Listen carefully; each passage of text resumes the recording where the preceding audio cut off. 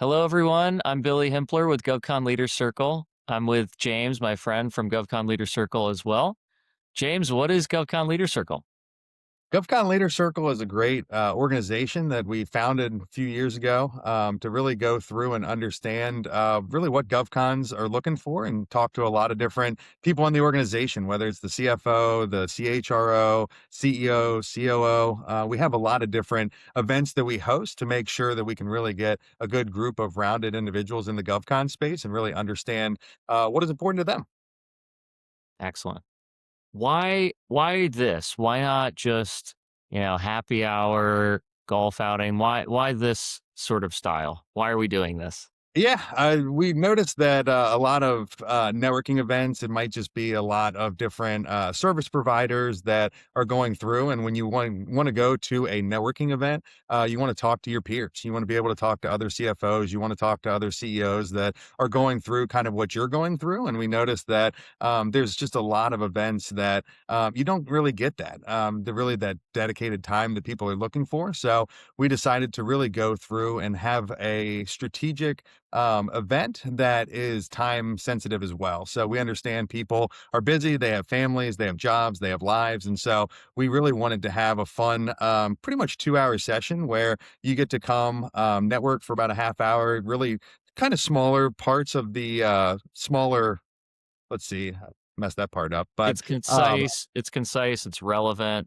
exactly. So that way it's like you have a half hour to be able to really network with people. Then we have usually about 60 to 70 minutes of really kind of pointed topic of what we want to cover. And usually 3 to 5 really talking points to be able to go through kind of what's important. Like in the past, we've talked about obviously Doge, government shutdowns, things that really affect government contractors themselves. And then we kind of open it up if another half hour, 45 minutes for people to be able to network a little bit more. If you like talking to someone before and you want to talk to them a little bit more, you can easily do that. But that way, you can get home and see your family at a decent time as well. We're both working parents. I think I can empathize with most folks that don't want an 8-hour commitment, but also want to stay relevant. That seems to be a recurring theme. Would you agree? Oh, 100%. So yeah, people usually have a couple kids. They're also like they have board meetings. They're on other things as well. So we like to try to do the 4 to 6, 6:30, so that way people can take off work a little bit early and still get home in time for dinner and do what they need to with friends, family, or whatever it is they need to cover.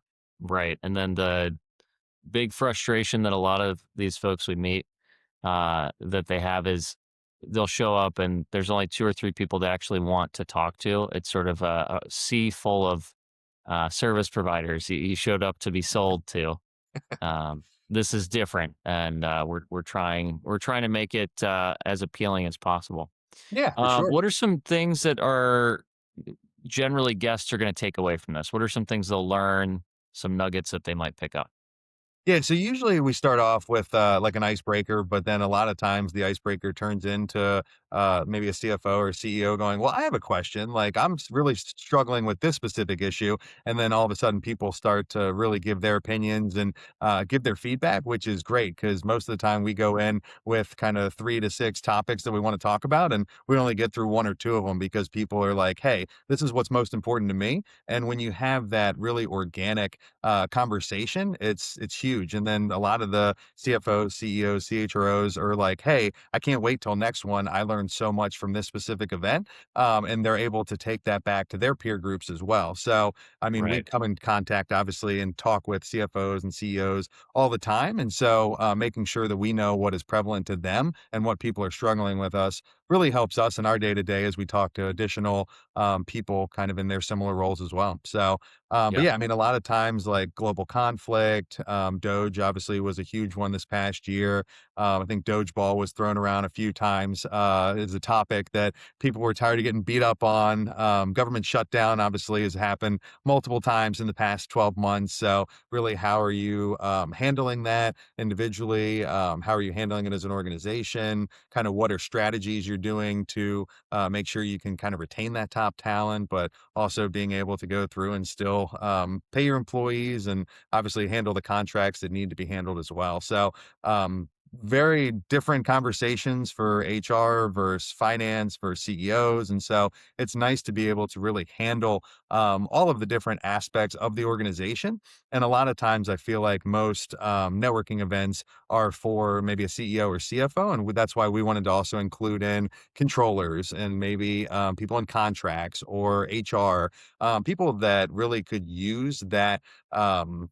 That networking and really the backboard and the sounding board of their peers to understand how they can potentially do their jobs a little bit better or what is working for other organizations as well. Excellent. Yeah. And I guess Billy, for me too, just a question to kind of pass it back to you. Why do we do these insight interviews? Great question. So we've got the roundtables going, we've got the networking events, and people seem to really enjoy them. I personally, I really want to be around these folks as much as possible. It's kind of growth by osmosis. So selfishly, it's my personal excuse for getting to spend time with the smart people of our community. Hmm. Hoping it'll rub off on me. Um, I genuinely think that if you've made it to C-suite, to leadership, you probably did something right on average, right? Maybe you snuck Sure. in, but on average, you probably are doing something right. Um, this opportunity to interview executives, leaders in our space, it doubles as that, as well as advertising, marketing for them to share their personal success stories, their company's goals, Hmm. help promote other leaders in the space, and also give kind of a light blueprint for those that are looking to do similar things in their career with their companies, with goals that they have in general. So it's great when you can share that across the space.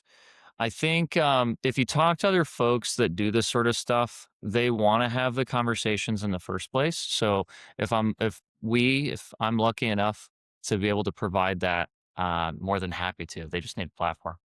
Yeah.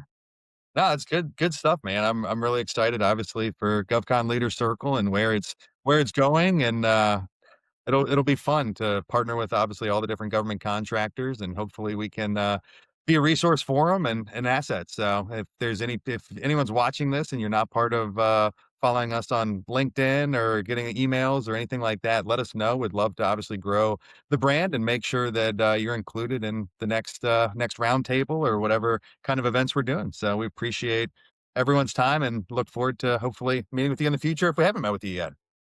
Perfect. We'll have the link available for GovCon Leaders Circle website and check us out on LinkedIn. Thank you so much.